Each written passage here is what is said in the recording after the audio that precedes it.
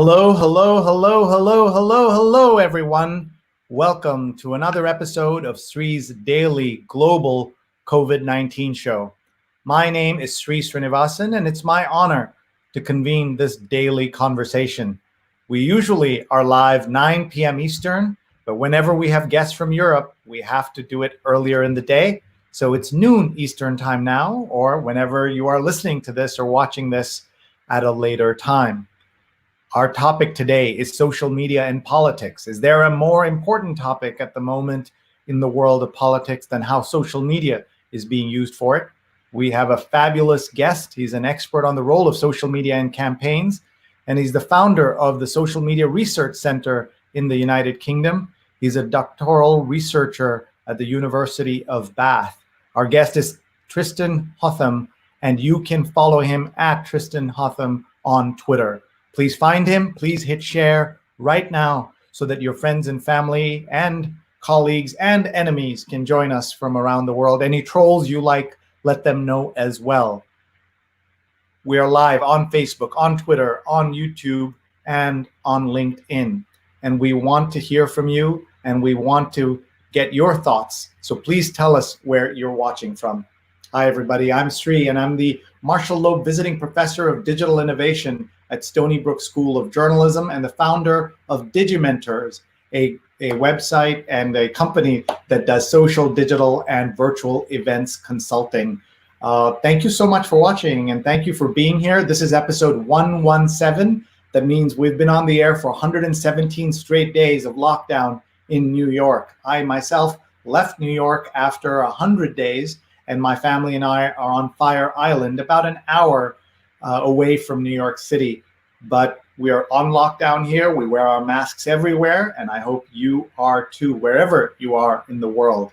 My email address is sree@sree.net. We're always looking for speaker ideas, guest ideas, and sponsor ideas. We want to collaborate with you. If you have a way in which we could work together, I want to hear it. So please email me, and please connect with me on Twitter at SREE, on Instagram at SreeNet, and on YouTube, where my entire archive is available at SreeNet, youtube.com/SreeNet. We want to thank all our viewers for all these days. There are people who've watched almost every day and people who've watched every day. If you're joining us for the first time, this is our show. We're in partnership with Scroll.in, one of India's leading news, information, culture, and analysis websites. We've had, in our first 100 shows, 201 guests. 124 of them have been women, and we want to get more female guests, more diverse voices. Please contact us if you'd like to be on the show, if you have an idea that you'd like to pitch us. And you can see we've had people from 45 cities, 12 countries, and we've had doctors, nurses, authors, journalists, CEOs, founders, teachers, professors. We want to continue this, and we want your help, so please get in touch. We also want to thank our sponsors for making it possible for us to have this show. And so first, we want to thank Rutgers, the Global Entrepreneurship Experience.org. This is a virtual teen camp. You can sign up right now, or your teen can be signed up right now. And there are 2 parallel dates that you can see in July, 2 weeks, 20% off with the code SREE, 20% off with SREE, Global Entrepreneurship Experience.org. We also want to thank our friends at Muckrack and the Muckrack Academy. They allowed me and enabled me to create Fundamentals of Social Media, a free certification course that everybody in the world can take. 4,000 people have taken it already. mrac.co/social, mrac.co/social. Please sign up. Please tell someone in your life to sign up. You can take a screenshot or take a photograph, or just email me and ask about this. mrac.co/social. We also want to tell you about one of the shows we're producing. It's called She's on Call, and we have an ad for it. Hi, I'm Dr. Sujana Chandrasekhar. I'm an ear, nose, and throat surgeon in New York City and New Jersey. And I'm Dr. Marina Kurian. I'm a general surgeon in New York City area. We'd like to introduce you to our new show, She's on Call. We air live on social media platforms from 11 a.m. to noon every Sunday Eastern Time. We discuss the medical topics of the week. We have two great guests, experts in their field that help us analyze and look at some of the topical issues of healthcare. And we are on 11 to 12, so please join us. We love to answer your questions, so please share and watch and send us your questions and comments. See you Sundays at 11. And you can see the recordings, and please sign up at She's on Call. It's my honor to executive produce that show with Doctors Marina and Sujana. So with that, let's get started. I want to warn our guest that he's about to come on stage. He's waiting backstage in our virtual green room, and we're just delighted to have Tristan with us. Let me once again just remind you who he is and bring him on stage. He is an expert on the role of social media in campaigns. He's the founder of Social Media Research Center in the United Kingdom. He's a doctoral researcher at the University of Bath, and he's here. Hi, Tristan. Good to see you, Sree. Thank you very much for having me on. And I come to you from an actually sunny England, which is a surprising thing to say. Yes, it is. And I can see you have a very nice setup there. I see the professional podcasting equipment. I see the attic space. I see a triangle that you're in. Tell us where you are. So I am actually in my family's loft, which we've had converted years ago to have a sort of spare room. But now it's my semi-office while we're on lockdown. And unfortunately, my girlfriend is still in Spain. And so I actually haven't gone back to my other house in Bath. So I've been here at the family home, trying to be safe with everyone else that I love. So that's what I've been doing. And everyone's okay? Surprisingly, we all managed to get the virus about early March. So just before the actual lockdown happened, we all had the virus. But luckily, everyone's okay. Praise be to the Lord. And I have fully recovered. But obviously, this is a time where so many others are not. And it's really nice to be on a show that actually, I think, provides a little bit of light within the darkness of this period. So kind of you. Thank you. And I'm sorry to hear that you had it, but you're all back clearly, and you made it. So we crossed our fingers for everybody who is suffering with coronavirus right now around the world. In America, you've seen the horrid numbers of not a flattening, but a slight flattening, and then a second spike in a first wave. And that's a geographic spike because people aren't listening to the authorities, and because the person in charge of America in so many ways has failed America in so many ways. But he's also the subject of some of the work that you're an expert on, social media and politics, and we will talk about all of those things in just a minute. One of the ways we do this show, Tristan, is we do what we call a global tour, and we see who's watching from around the world as people tell us where they're watching from. And we want folks to tell us that so that you can interact, and you can also tell us if you've been to any of these places, if you know folks there, if you've had a memorable meal there, or if it's on your bucket list of some kind.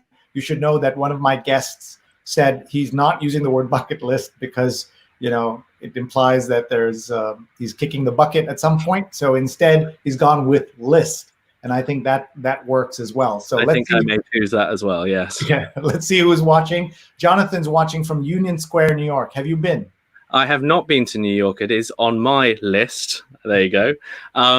For after this COVID period has finished, I will be looking very much forward to going to New York. Especially, I'd also like to go to the West Coast as well. Both the coasts and the flyover states. People always forget those. And at least in the UK.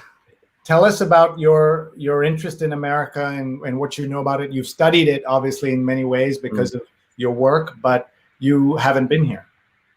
No, I've never visited. And unfortunately, lowly PhD wages don't offer you too much of a chance to go gallivanting off around the world. But this is, you know, when I become rich, more rich and famous, maybe I will peruse the different states of the United States. But obviously, America, the United States fascinates me because it's the originator of what I'm interested in, social media. It's an American game, and it will be for many, many decades still. Although obviously you have now different nations coming up with their own social networks, such as in China and also in India. So I've been fascinated ever since, 2008 when I went on Facebook, and now it's flowered into a behemoth the size of its own nation, or even the size of the largest nation on earth. And America is stamped all over the nature of the social networks that are now worldwide. So of course it's fascinating. And you've also learned so much about the way America has an impact on that. And we'll be talking in great detail about some of the positive and many, many, many of the negative things in it. But because we like to be a little positive on the show, maybe you can start by telling us some positive things about the state of social media today. So through my analysis over the last 4 years, I think one of the main things that often gets lost, and actually the House of Lords did a report the other day on the threats of social media, a very interesting report with some recommendations. And I submitted some evidence for it that was included. And my evidence was actually quite positive. It's about what I term virtual membership. Now, over the last 30, 40 years, political party membership, and this is true for the United States as well as Britain and many other European countries, has been trending continuously downwards.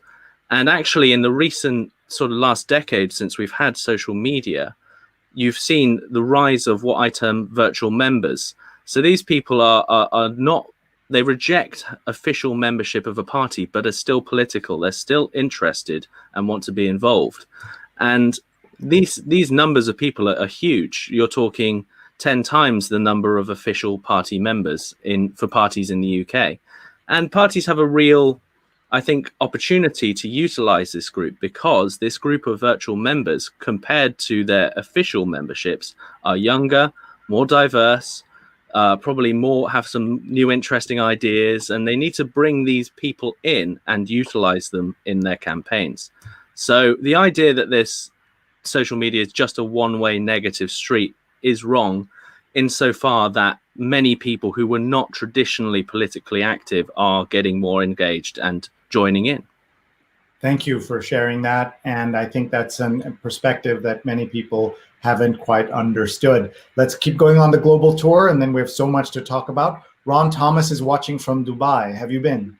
I've not been to Dubai, and again, it's on my list. It's a fascinating place. I mean, just the change you've seen in somewhere like Dubai is fascinating. It's a bit like going to Shenzhen or some of these other Chinese cities that have just astonishingly grown in the last 10, 20 years.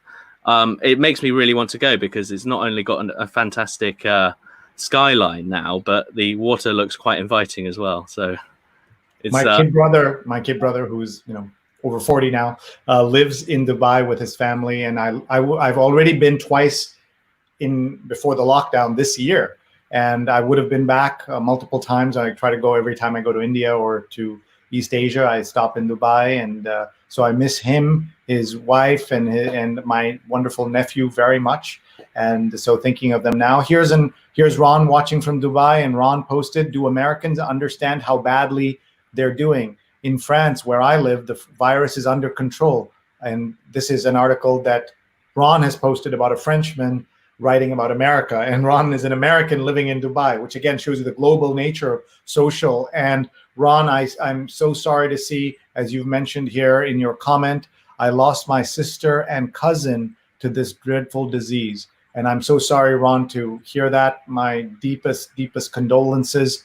I wish you and your family the strength to get through everything. And this is how insidious this virus is, that so many people who we know have lost folks, and we don't even know about it because there's so much going on. And that's also the fault of social media in many ways. And the general media, there's so much happening.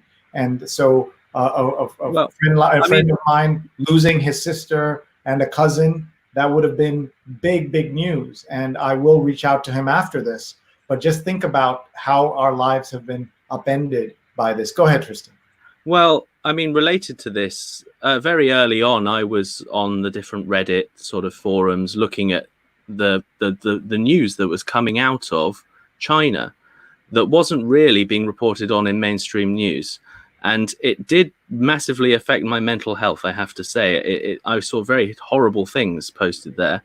But it also made me realize we need to prepare. So I was actually preparing myself for what has now turned out to be a horrific global pandemic back then.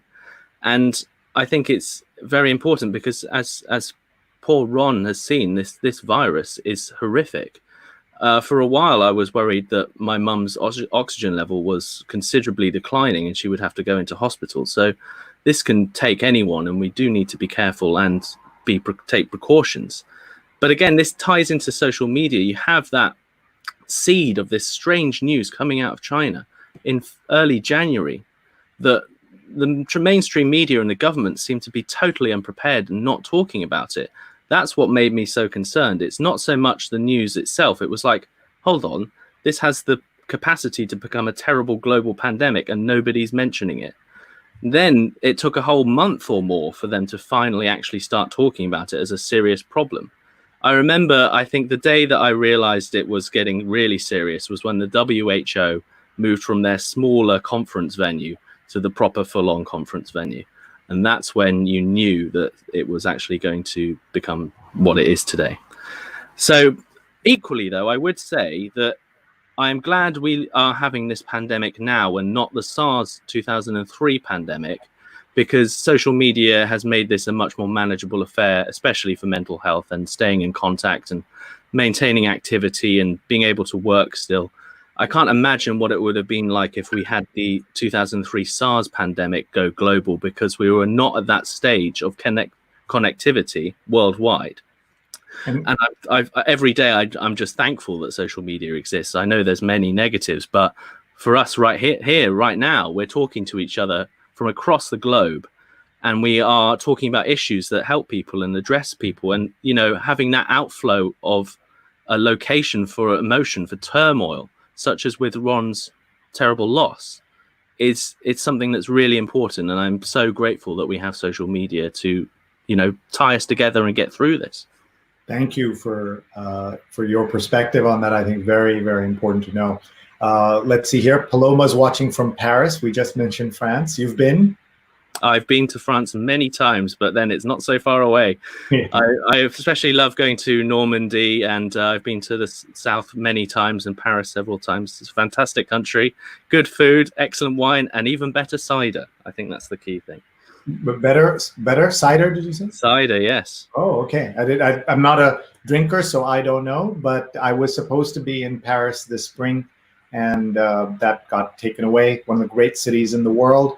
Ellen's watching from New York City. Suresh is watching from Odisha in India. Have you been? No, I've not, but India is again on my list. It's okay. A fascinating country that gives me a lot of hope for the future, that such a large country can operate democracy relatively efficiently. Relatively is the yeah, key. I think relatively, but you have to place it in comparison to some other countries that are having problems. So, you know. Devon's watching from India. Linda is watching from a hot Long Island. Hope things are cooler on Fire Island where I am. I don't know. I'm kind of on lockdown here. We only go out to the beach with masks on, and very rarely too. Let's see. Tufel is watching from India. Mark Lee, who's been a guest on this show and is a dear friend, is watching from Durham, North Carolina. Definitely another hot day here in the Carolinas. Just finished watching the Wake County Commissioners talking with the sheriff about his handling of the rioters, including the use of tear gas and need for racial diversity in city and county government. And we will be, I'll just mention here now, there was an unusual social media story just yesterday out of England about a young man. I'm just going to show you the story here. I think you can all see it. Police smash car window of man on way home from TV interview about police racism. Ryan Calico was driving home from an interview and was wrongly accused of concealing drugs after having already had enough trouble that he went on television to talk about it. On his way home, he got stopped. And that's the story from The Guardian. And Ryan will be doing a segment with me on either this show tomorrow night or an Instagram live event at 12:30 p.m. Eastern time tomorrow. 12:30 Eastern is, for you folks in British Standard Time, about 5:30 p.m. British Standard Time. So about 24 hours from now. So please follow me on Instagram to see that. We are not typically doing Instagram lives. because Instagram does not allow third-party tools to broadcast into it. You have to do it off your phone. And so Ryan and I are going to do an Instagram Live for a change. As always, we want to try and learn what is working in these times. And I messaged Ryan and he wanted to talk. And so that's what we're doing. And you can see in some ways, Tristan, that England is not immune to the problems of police violence and racial inequality. In some ways, England invented racial inequality across the world and helped amplify it in many of the countries they went to. And but now they are also, I think, in some ways, encountering what's happening here with the protests, right? Wasn't it also in England that we saw some of the first statues being torn down in this series of? Yes, well, there's the statue of Colston in Bristol that was torn down by the protesters, and we've also had people going to Parliament Square for Black Lives Matter protests and marches, and there's been smaller ones across the whole country. And yeah, obviously that case, and sounds very interesting that you're going to be talking to the guy, is symptomatic of many more that are not, that don't make it into social media and go viral like that story did. There's obviously many other stories that happen all the time, and even slightly less dramatic stories as well, where they don't smash the window, that highlight, as you mentioned, systemic problems in this country as well as many others. And yes, Britain, obviously, we controlled so much of the world and we put our fingers into a lot of pies, and many of those pies were not so good. So yes, indeed. By the way, saying things like that on this show, when I say things about the US, I get the trolls coming out. Saying things negative about India gets that. What is the British tolerance for or not fully pro-England comments all the time? I think that obviously you can set off any hive of sort of nationalist sentiment in most countries, and we obviously have that as well. I think, though, because we are no longer such a powerful country as, say, America, I think that the debate has slightly moved on to, it's not like we're not. There are issues continuing with some people still wanting sort of Empire 2.0 and thinking Britain's the best thing in the world. But I think most people are on a pretty level playing field and appreciate that we're just one of many different countries, and we have our own nice quirks and also some bad quirks as well. But yeah, like any nation, you're going to get the nutters coming and attacking you. But I think that there's fewer and fewer of those every year. Well, or at least I hope so. We could do a census of all the nutters, as you said. Anand's watching from India. Dr. Shahid Siddiqui is watching from, he says, my native land of India. That's true. My family's from India. My parents live in India. So grateful to have India in my life. I was born in Tokyo, where my father had no problem picking me out in the window. He said, the brown one is mine. And that's how we ended up here. And Linda says life list works instead of bucket list. And Doug Levy is watching. Doug is a fabulous person that, Tristan, you should get to know. He has already written a book on communicating during coronavirus, expert on social media. He's at SF Doug on Twitter. And every day he sends out a newsletter with just 3 items on it, all coronavirus accurate pieces of information. So please follow him at SF Doug and sign up. DougLevy.substack.com. DougLevy.substack.com. By the way, my newsletter, if I can pitch it, is Sreenet.substack.com. And my newsletter looks at tech, life, politics, and much more. And it just went out about 20 minutes ago. So hopefully people will catch that as well. What is Doug saying? He's saying from the shadows of Mount Tamalpais, just north of San Francisco. Glad to hear that you and your family members have survived and recovered from corona. He's talking about Tristan. We need to hear good news like that. Twyla says, go to the American Southwest, New Mexico, Utah, Arizona, and Colorado. So you're getting a life list here as we... It's very welcome. I love to see it. Mark says, how is the pay for higher ed teachers in the UK? Here, college teachers often complain about their wages and also their tenure game, where things are bad to being published and often. So talk a little bit about that, since you have a PhD, your all but dissertation, or you're about to have your what they call a viva. Just need to have the viva done. Yeah.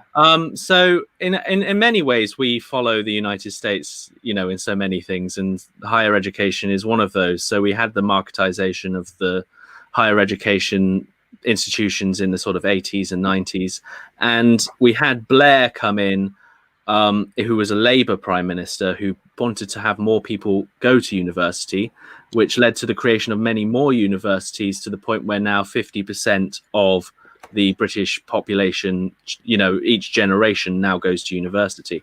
So there's certainly no shortage of students.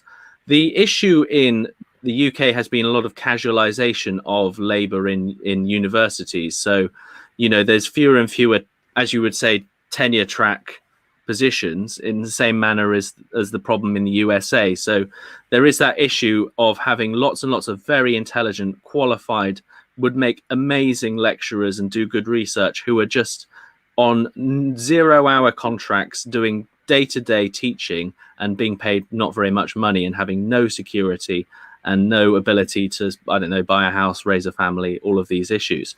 And that's something that I don't see changing soon, because now we have this coronavirus threatening the entire university sector.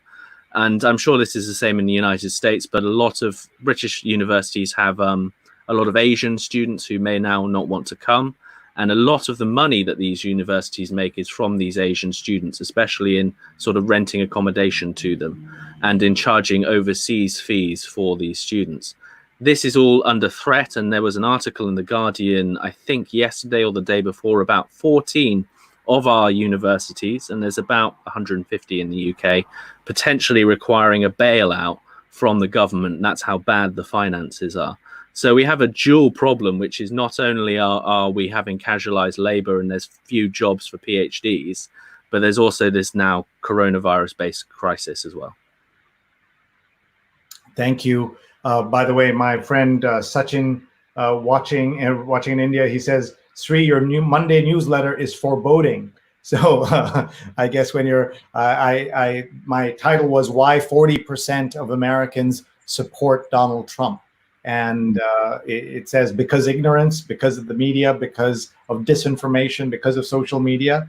But that's just the start of the issues at hand. So everybody, I've put the newsletter link right on the page. You can see it on the screens. Sreenet.substack. Oops, sorry, I put the wrong address. And this is where every little word matters, right? Every letter, every dot matters. It's sreenet.substack.com, sreenet.substack.com, and Sreenet is also my YouTube channel. And we should talk about your Twitter feed. It's Tristan Hotham in the UK, at Tristan Hotham. You're also the founder of the Social Media Research Center. Talk about that, please. So obviously, I'm just nearly finishing up my PhD, and I've been doing some work, consultancy work, for various organizations, pressure groups that look into and examine and try to change the nature of targeted advertising in the UK. And so this is a little project where I'm trying to not only produce my own research, which I obviously want to do, but also to reach out to other organizations and do some more consultancy work. For example, I did a lot of work for Who Targets Me at the 2019 election, and we have a report coming out soon on our recommendations for how we can improve the targeted advertising regulation. But there's also other avenues I want to go down in terms of consulting for other sorts of pressure groups and data regulation issues. And I also think there's an important avenue we need to go down, which is research access into social media and making sure that we have more open data. And that's been a real big problem over the last decade or so in understanding social media, which has been we don't have the tools or the access to the data needed to understand it.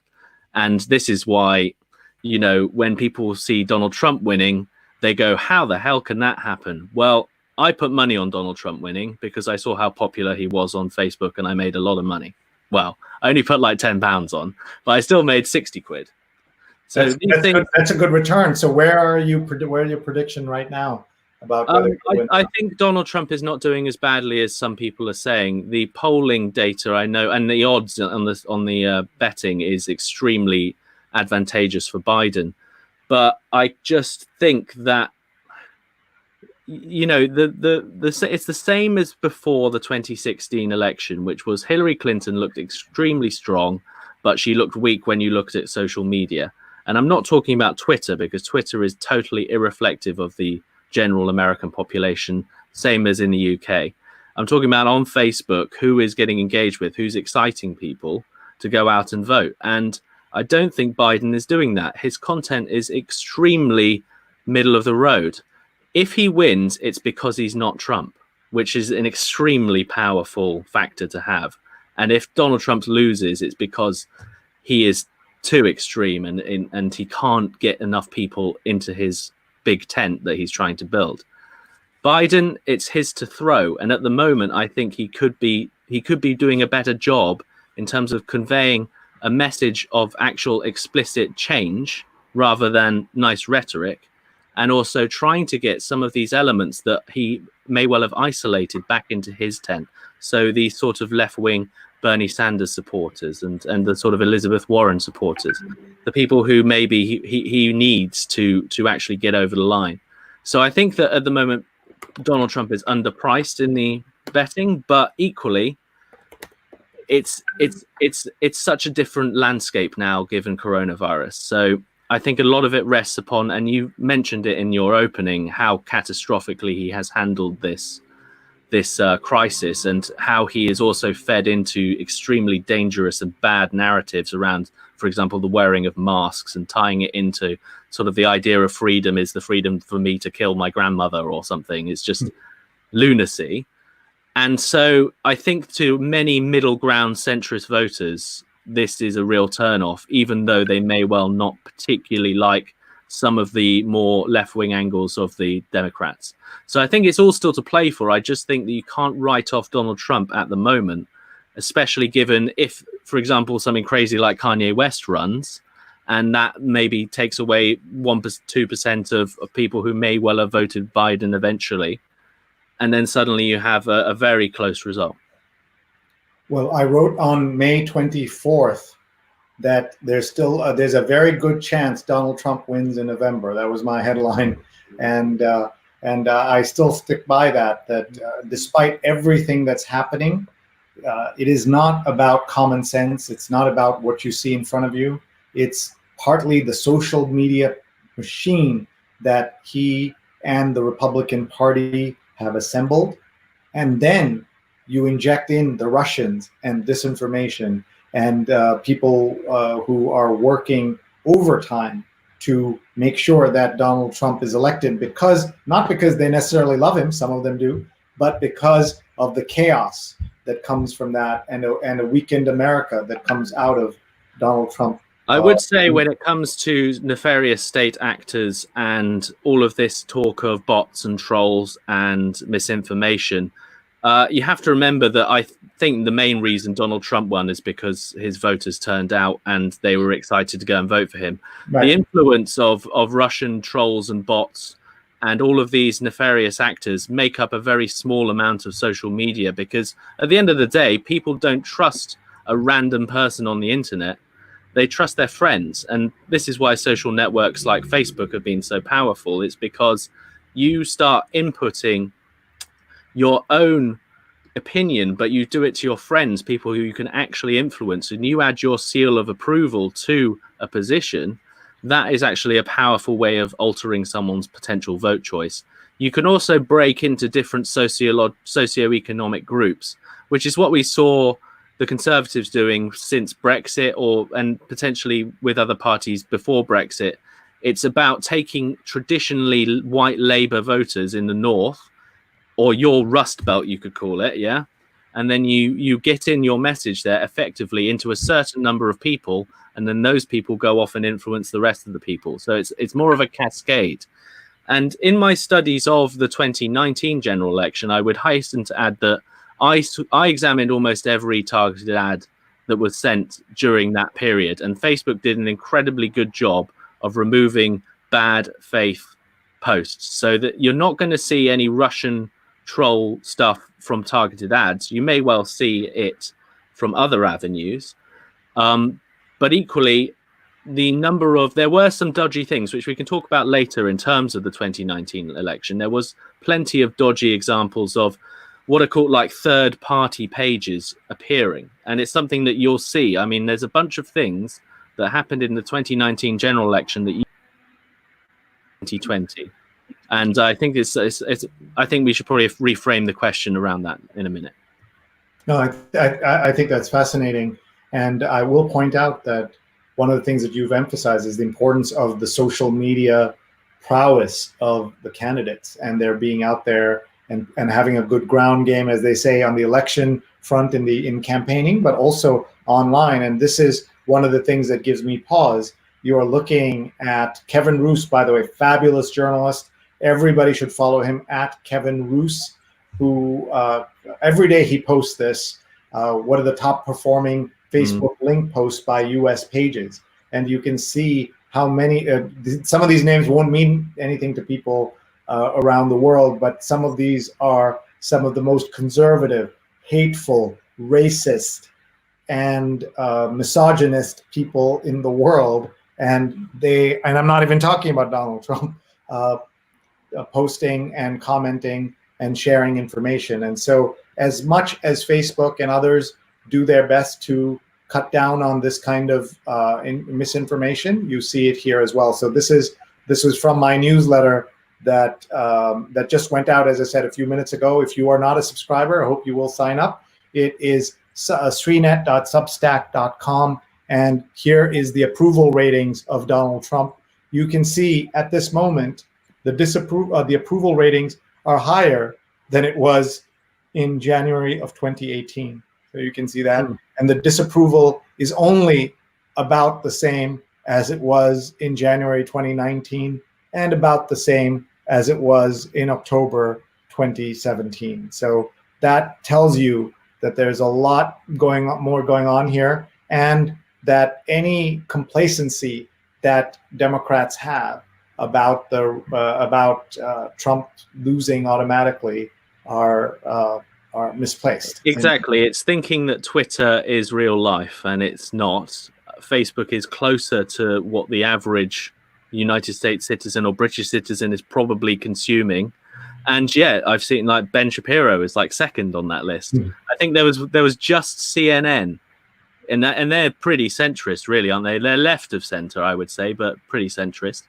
And was there any sort of left-wing group? Or I didn't notice one on there. So. No, so I mean, this is also ties into why the regulation between Twitter and Facebook is so different.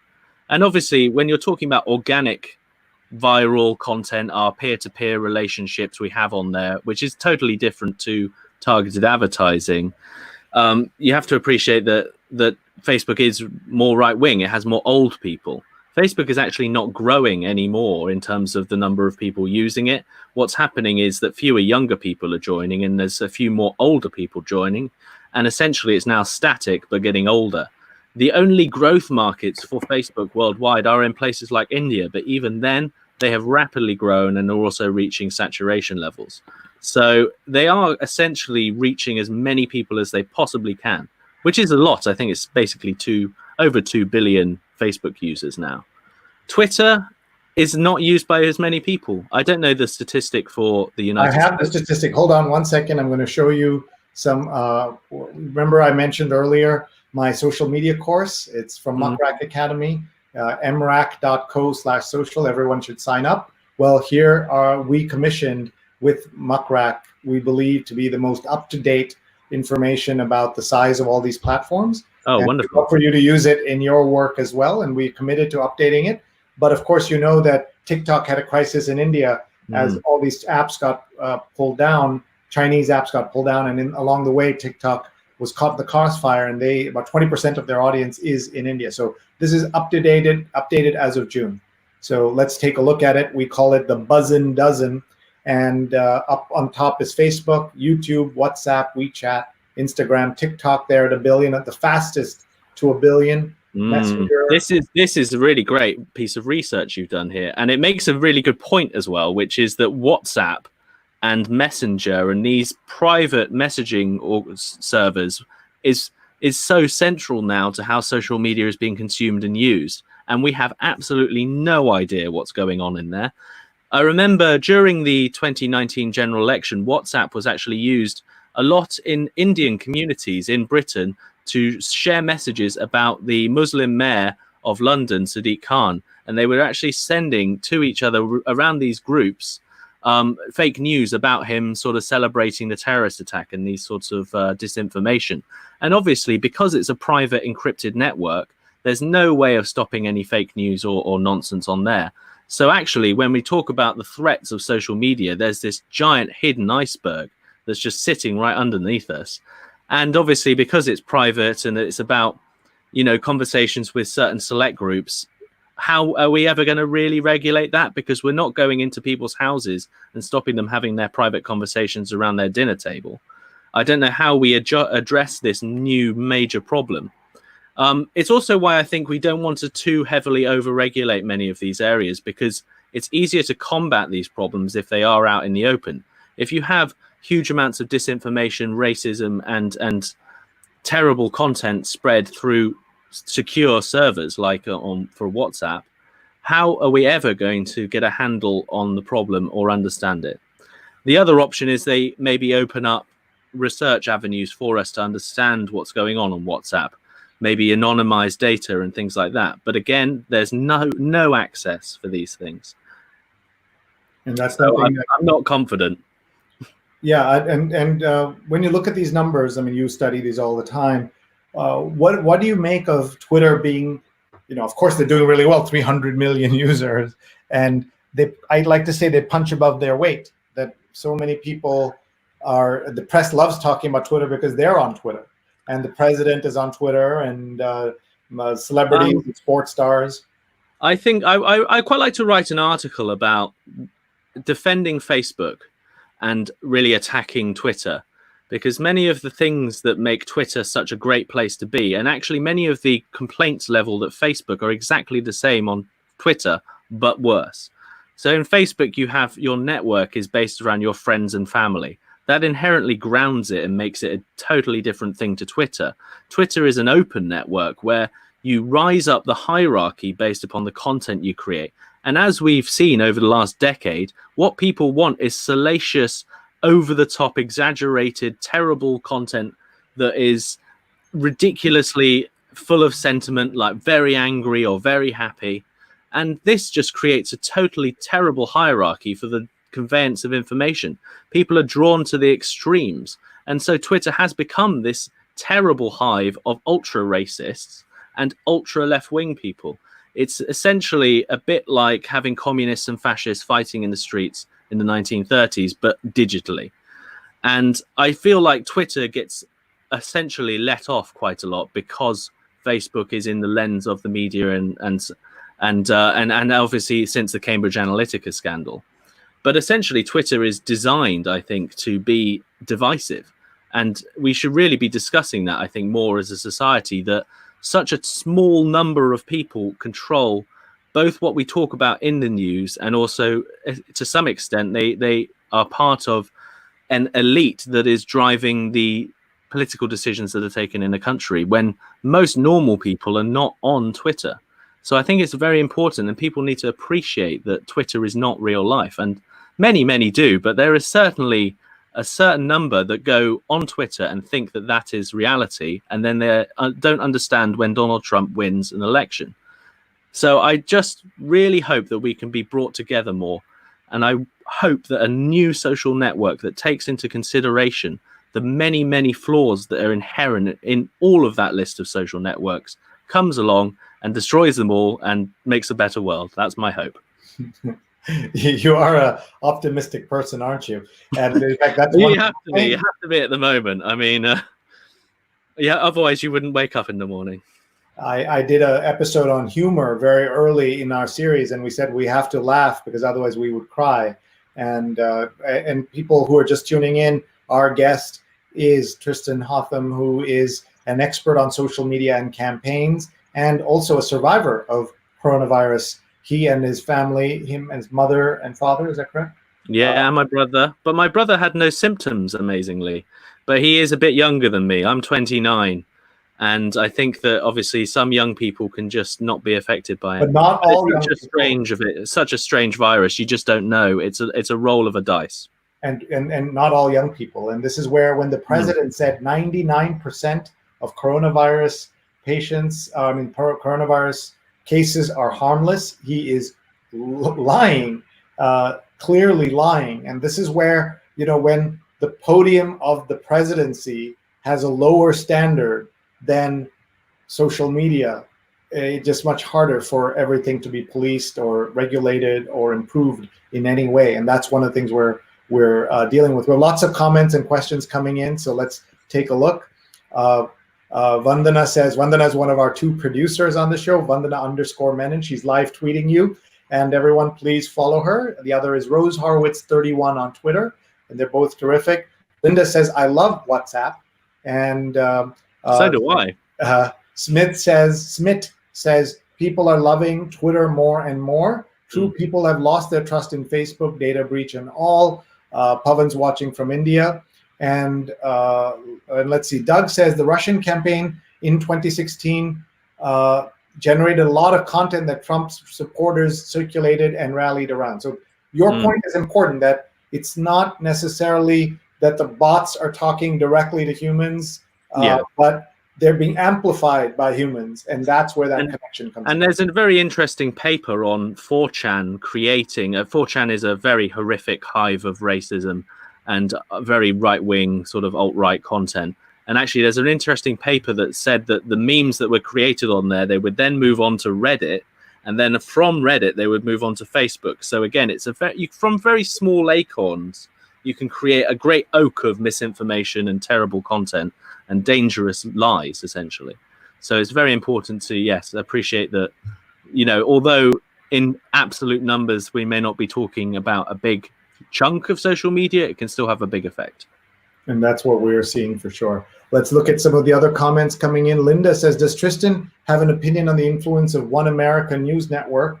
Which You'd have to explain to me what that is. Yeah, so I will. Just a second. I will do that. OANN is President Trump's favorite network. Some days he attacks Fox, which is a shocking thing to see, because Fox made him, Fox enabled him, Fox made him what he is and made his presidency possible and saved him during impeachment and all kinds of things. So when he attacks them, he praises OANN, an organization that makes Fox News look centrist. So you get a sense of how terrible a news operation it is. So maybe you'll see it come up more in your research as you're going on. I remember they were talking about very early on about creating their own sort of news organization. Is that essentially what this is, or is it? Well, this is not connected to him directly. It's full of Trump sycophants, but it's not a Trump thing yet. Okay, so it's independent.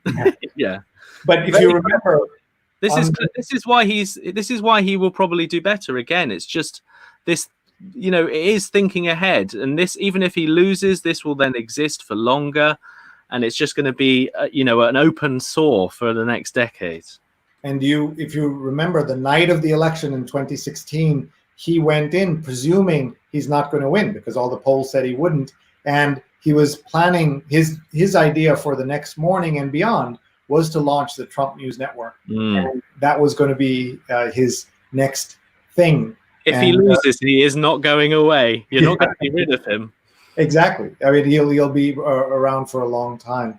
And lots of comments coming in. I would like to, Siddiq Shahid says that I would like to have Hotham's comment on an emerging problem of digital divide in India during COVID, where lots of rural students are being deprived of online education because they don't have access, digital tools, mobile phones. How can India overcome this crisis, especially in access for education to poor people? And this is a problem in India, but also beyond India. Even in America, there are lots of poor pockets of infrastructure, poor pockets of people and families who don't have access, and the digital divide is real. So I'd like to hear your thoughts, Tristan. I mean, I can't imagine having to go through this experience of lockdown without having, streamable HD movies and being able to talk to anyone I want to, my friends, etc. So it's accentuates the point that I hope that technology, which has got considerably cheaper and more easy to access, just hits the floor in the next few years.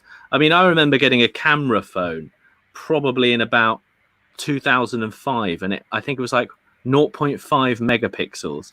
Now you can get a camera phone with a 20 megabyte camera for like £50 in the UK. So technology is getting cheaper. So I hope that someone, maybe a thoughtful company, can come along, or a charity that can produce extremely cheap phones. And then obviously we need the networks associated with it. So we need to have potentially maybe some sort of subnational or multinational organization that works to get satellites firing their 4G and 5G at areas that have blackout. Obviously, huge strides have been made in the last 20 years. I mean, everyone now accesses social media through their phones, not on laptops or desktops. And this is only going to continue. And, I always just, if you want to have if you have a racist mindset and then you go like, oh, they're all backwards in X or Y country, and actually you now go there, you see everyone's got a smartphone. So things are changing, and it just needs to happen a bit quicker. And it's unfortunate that this crisis hit at a time where we have such inequity in so many countries. And I don't know, hopefully the Indian government are working on something to try and improve the situation, because we need to be connected. It's a global world now, and everyone needs to be part of this, because otherwise they're going to get left behind. And if India wants to become the new superpower of the world, then India needs to have its young kids connected to phones, learning how to code, programming, and doing all these other things that mean that they can become the new center of technology in the future. I got to say, you're one positive, utopianistic kind of guy, because you're always saying you're hoping there will be somebody who will fix these problems. Well, I think I could do it. I think any of us could organize and come up with the means. You go and talk to Elon Musk and you go, hey, we need to get some 4G into Indian sub-regions which have no access. And he'll be like, yeah, that's possible. We just need to get a satellite out there. We need $500 million. The issue is getting the money to go and do that. But maybe then you manage to go and talk to Narendra Modi and he goes, yes, this is a good idea. This will push India forwards and help us combat, China and blah, blah, blah. And it suddenly snowballs into something that actually happens. All you often need is a seed, and you can enact change. The world isn't static. Things have changed over the last 20 years. And with that, we've had so many new problems. But we are at the thin end of the wedge in terms of the impact of social media. Now, it's a great big experiment, and we're all part of it. So I feel like even the sort of people in rural India need to be a part of it as much as me or you. Thank you. Let's see who else is commenting. By the way, someone's complaining about your framing, and I have to now tell everybody that it's not your fault. It's you have a Dell laptop. Tell people where the lens is on your Dell laptop. Mine is up here. I will show the viewers how terrible the Dell XPS design of where the camera is by doing one thing, which is tilting this to show you the keyboard here. It's incredible, isn't it? Oh my God. And this is not a cheap laptop. No. This is what I'm saying. This is probably already being improved and removed or changed. No, but I've seen people, we've had 200 guests, as I've told you, and we occasionally see this come up. And the only solution really is for you to stand up and have this on a really high platform so that it looks like I know. Crazy. It's hard to do in a loft, isn't it? I don't think I'm ever going to forgive Dell for this, but it came from the university, so I had no choice to complain. So, and this is where the fact that people were thinking of a webcam as something you use occasionally and not as something that's going to be your main way of connecting with the world, or in your case, defending your dissertation. So this becomes so much more important. So your ability to look at the lens and sell your dissertation to your advisors is going to be much more important. I think you're right. I think I need to invest in a new camera, which is what you told me. £50, I'll get a really good one. Yeah. Well, this is just a sign of the moment, right? Like just another way in which the world has changed. Let's keep going. So many questions are coming in here, and we want. Linda's telling Doug that she used to live in Larkspur, Paradise. Give my regards to Marin County. These are all places around San Francisco in the Bay Area. Karapai is watching from Bahrain. And we find that there are so many people interested in these kinds of topics. And I think that we wish there were more interactions between folks here in the US and elsewhere to understand what happened, because you folks were the canary in the coal mine, so to speak, with Brexit. And when those of us who thought that the good guys will always be right, good guys will always win, when Brexit happened, it was a wake-up call, and Trump called it, right? He said, he may have just been BSing as he usually does, but he said that Brexit is going to go the way I want it to go. I mean, all of this has been a long time in the making, though. There's an interesting book by an industrialist banker called The Trap, and it sort of laid the foundations for a political party called the United Kingdom Independence Party, who were a political party that basically wanted us to leave the EU. And in the book, he outlines that basically globalization is going to lead to us, and blames the EU as part of it, to essentially cause massive problems for the working classes of Western nations. And to be honest, he was actually kind of right, because obviously all of our manufacturing industry went over to Asia, and in turn, we didn't train up our working classes to do other things. They were just sort of left to be in essentially Rust Belt states, or in the UK in northern towns with not enough job opportunities. So that's one sinew of essentially what was going on. And again, it mirrors the United States. The second sinew of the Brexit, the Brexit vote, was essentially immigration. Now, obviously, the issue of immigration in the UK is a big problem. It's discussed as a big problem. And in terms of the European freedom of movement, it's actually quite an interestingly nuanced debate, because it's slightly less about immigration from the rest of the world. Obviously, some racist people who've probably voted for Brexit probably thought that it was going to be getting rid of the people from Sri Lanka or whatever. But actually, you got slightly more than people expected groups such as the Bangladeshi and Pakistani and Indian communities in Britain voting for Brexit, because they were having to now suddenly compete with Polish plumbers and Polish taxi drivers and all of this stuff. So it's not 100% demarked by race, although generally Brexit voters were older white people. So there's also that element there that people like older white people vote, just to say, older white people vote. So that's part of it, right? They actually go out and vote. Well, it had one of the biggest turnouts of any election we've ever had, and that's reflected in the fact that actually large segments of migrant communities actually came out and voted for that specific election, and then didn't vote in subsequent ones. So it's a very muddy situation. I don't know if something was in the air, but something obviously was in the air, and then we voted 52-48 to leave. The thing with this is we had the election. Sorry, the second referendum when it happened last year. What was that number? The comparable camps. What was the number? It was 52-48 in the 2016 Brexit referendum.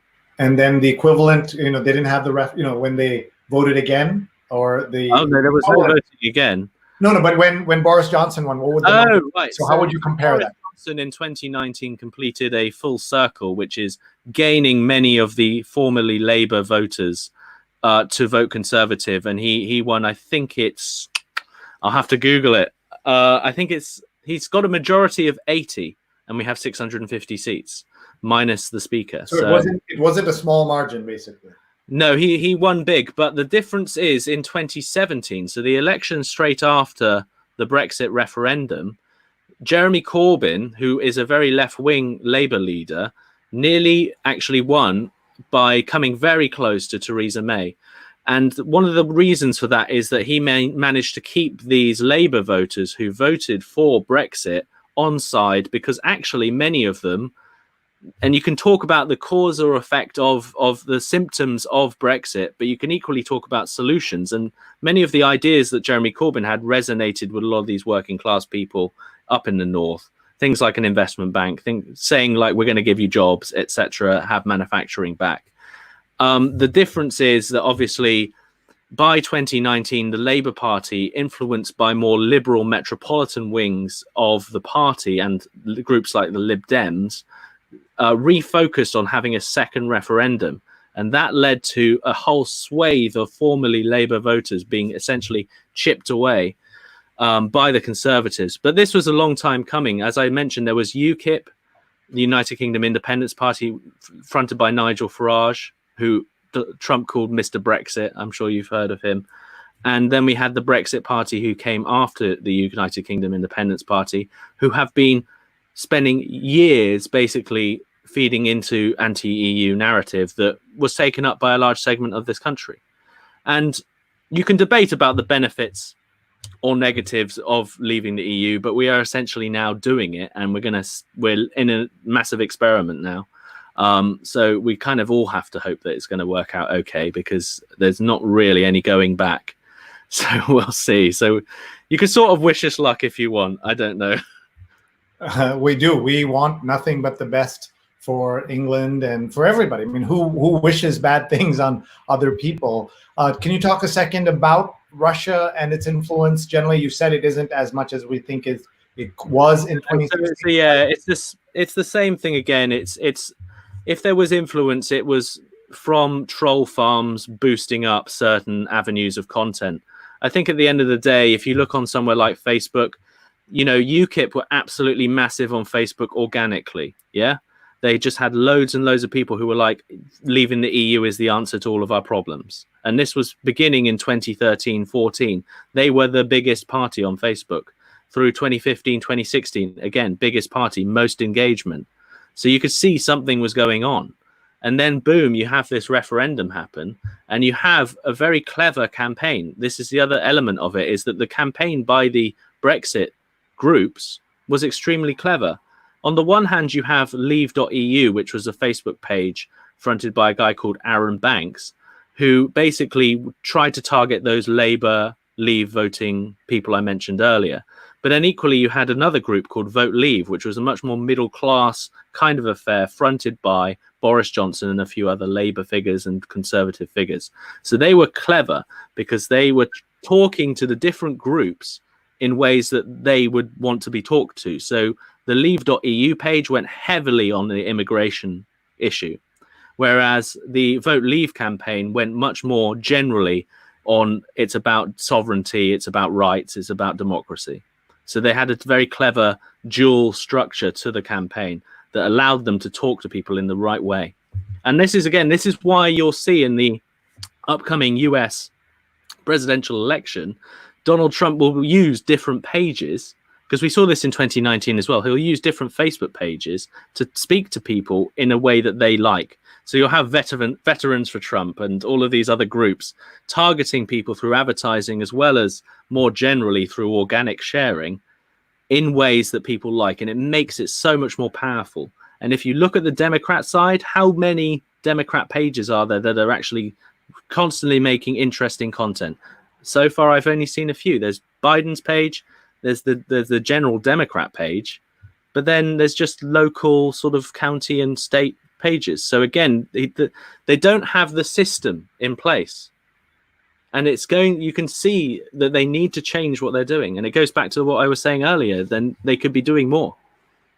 And I know that this is going to be a problem for these, for the Democrats, because they're not focused on it and they are not focusing on it. That's one of the issues. I just want to show everybody. Last night, we had a conversation with a candidate for Congress here in New Jersey, nearby in New Jersey, Dr. Arti Krybik, and her husband, who's a doctor, Thomas Krybik. And we talked a lot about politics. You can find this on my archives, youtube.com/Sreenet. And it's an ideal kind of part of this conversation that we're having with Tristan right now. Let me also show you what's coming up. So that was episode number 116. Episode 117, as you see, is with Tristan now. Episode 118, we're very excited to have you meet Michelle Goodwin, who is the host of the brand new podcast On the Issues for Ms. Magazine and the Ms. brand. So be sure to meet her on Tuesday night at 9 p.m. Eastern. And then on episode number 119 on Wednesday is Hamilton Today. Hamilton and the Law, reading today's most contentious legal issues through the hit musical. And this is something that's very popular in the United States. I know it was even playing in London. The musical was, I'm not sure it's still playing. And then on Thursday, we have a very important conversation about the K through 12 education system in the US. And Professor Pavan Dhingra, the author of Hyper Education and an Amherst College professor, will be here with Aaliyah Wong, who is a journalist covering education, families, race, and gender. So that should be a fascinating discussion. So please subscribe to our YouTube channel so you can set yourself little reminders when these come up. And please email me if you have any questions or suggestions. Let's give Tristan a chance to give us a couple of final thoughts. Firstly, those shows look fantastic. I'm yet to watch Hamilton. I still need to get my Disney subscription in order to watch it. I think that obviously social media is a great experiment that we're all within now, and we're not going to be going back. Some people kind of are becoming neo-Luddites, wanting us to go back to the way things used to be through banning social media, banning targeted advertising. But I think it's better that we try and harness this tsunami and steer it in a way that we get the benefits of it without having so many of the negatives. And unfortunately, it's always going to have downsides, because at the end of the day, it's us humans that are on this sort of giant networks, and humans are fallible and we're imperfect. And so there's always going to be problems. So you're never going to make a perfect system. So it's just about how can we improve regulation? How can we develop new systems to get the best out of social media, highlight the fantastic elements like being able to talk to people across the world right now during a horrible coronavirus pandemic, and minimize the negative problems, and hopefully utilize it to bring people together, because at the moment it is seeming to drive people apart more. But these are all fixable problems. I want to highlight that. These are certainly fixable, because if you look under the hood of the car, of the vehicle of social media, inherently it's not a bad system. It's just that we need to change a few things. We need to change a few cogs and a few screws. Well, I would love everybody to follow Tristan and check him out. I'm just going to share his Twitter handle here. It's we're going to show you his Twitter page. It's Tristan Hotham, and we want to get him up to 1,000 followers. So everyone, please follow if you can. It may not happen on this call, but he's out there talking, and he's leading social media RC for Research Center UK. So follow his work there. And I love his old-fashioned papyrus type Tristan Hotham. Are you familiar with the YouTube trend of medieval-fying? It's called bardcore. People are remixing modern songs as medieval. I urge you to check it out. It's great fun. Bardcore. I love that. Bardcore. Type it into YouTube. I will. And we are big fans here of Shakespeare, and the Bard will always be that for us. We had a wonderful session we did with two of your colleagues in the British academic circles. We talked about Shakespeare and pandemics with Professor Emma Smith, who's at Shakespeare Studies in Oxford, and Professor Carol Rudder, Shakespeare Studies at the University of Warwick, and my colleague, Linda Bernstein, social media consultant, who has a PhD in English literature. And that was episode 58, which was a lifetime ago since your number, episode 117. So that gives you a sense of how long we've been at it without a break, and how grateful we are to everyone for participating. I tip my hat to you in a traditional Bard style, your effort you've put into this. So well done. Thank you very much. And so we're going to say goodbye to you. We have a couple of more things we'll do on this show, so please stay tuned. And everyone, please follow Tristan. Thank you for your time, Tristan, for your energy, for your insights. I'm very, very grateful. And we will have you back, if you're willing, to talk as we get closer to these elections and whatever happens in the next month. Thank you very much. It's been my pleasure. And I wish you all a very nice afternoon or morning, wherever you are in the world. Or night. And night. Past midnight. It's already Tuesday in some places. I do want to say that, Tristan, when you do get to New York, by then you will be Dr. Hotham. We'll have a celebration with a lot of our viewers here in New York, and we'll tip a glass. We'll raise a glass to you. Thanks very much. Appreciate that. Thank you very much. And that was Tristan Hotham. Please follow him on Twitter. And thank you for watching another episode. One of the things we do on the show is say their names. We had an interview with Professor Kimberly Crenshaw of Columbia University, who told us to share their names, to say their names. She's the one who coined the term intersectionality, and a term that has great importance at this moment in history. And so I'm going to say their names, and we are going to do that right now. This is a cover of Titus Kaffer's Time magazine cover of a young child taken away from his mother. And on the right is a picture of young George Floyd with his mother. She would die 2 years almost to the day that he would be killed. And now they are buried next to each other in Houston. He was killed, of course, in the town of Minneapolis. And here are their names: Trayvon Martin, Yvette Smith, Eric Garner, Michael Brown, Laquan McDonald, Tanisha Anderson, Akai Gurley, Tamir Rice, Jerame Reed, Natasha McKenna, Eric Harris, Walter Scott, Freddie Gray, William Chapman, Sandra Bland, Darius Stewart, Samuel DuBose, Janet Wilson, Kaylin Rockmore, Alton Sterling, Philando Castile, Joseph Mann, Terrence Crutcher, Chad Robertson, Jordan Edwards, Aaron Bailey, Stefan Clark, Danny Ray Thomas, Antoine Rose, Botham Jean, Tatiana Jefferson, Michael Dean, Ahmaud Arbery, Breonna Taylor, and George Floyd. To that list, we must add the name Rayshard Brooks, who was shot and killed on camera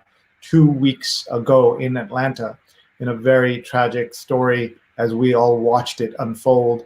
And we also want to add to that list the name of one of our guests who was on our show. He said that his brother, elder brother, Ryan Boudou was our guest, and his older brother, Ravi Boudou, was a victim of police violence. And he talked about it on the show. You can see it again in our archives, youtube.com/3net. Everybody, please take a look and understand that story. And a reminder that tomorrow, in addition to our regular 9 p.m. show at 12:30 p.m., we're going to have a very unusual guest.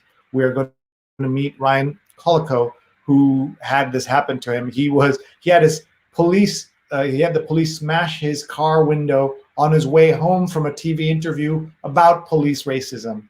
And Ryan will be with us to talk tomorrow at 12:30 on Instagram. So not here, but on my Instagram feed. So please follow me on Instagram, instagram.com/Sreenet, SREENET. And with that, we want to thank our sponsors for their wonderful support of this show and the various things that we do online. Global Entrepreneurship Experience.org. Get 20% off with the code SREE. It's a virtual teen camp. So if you have a teen, tell them about this. Global Entrepreneurship Experience.org. And that's from Rutgers University. We also want to thank our friends at Muckrack for giving us the resources to create a brand new free certification course. Anybody in the world can attend. It's about 2 hours of content. You can take it in 2 hours or 2 days or 2 months. It's open to everyone, all backgrounds, all ages, all interests. mrac.co/social, mrac.co/social. More than 4,000 people have taken this course, and so can you. And finally, an ad from our friends who are creating this important new show called She's On. Hi, I'm Dr. Sujana Chandrasekhar. I'm an ear, nose, and throat surgeon in New York City and New Jersey. And I'm Dr. Marina Kurian. I'm a general surgeon in New York City area. We'd like to introduce you to our new show, She's On Call. We air live on social media platforms from 11 a.m. to noon every Sunday Eastern Time. We discuss the medical topics of the week. We have two great guests, experts in their field, that help us analyze and look at some of the topical issues of healthcare. And we are on 11 to 12, so please join us. We'd love to answer your questions, so please share and watch and send us your questions and comments. See you Sundays at 11.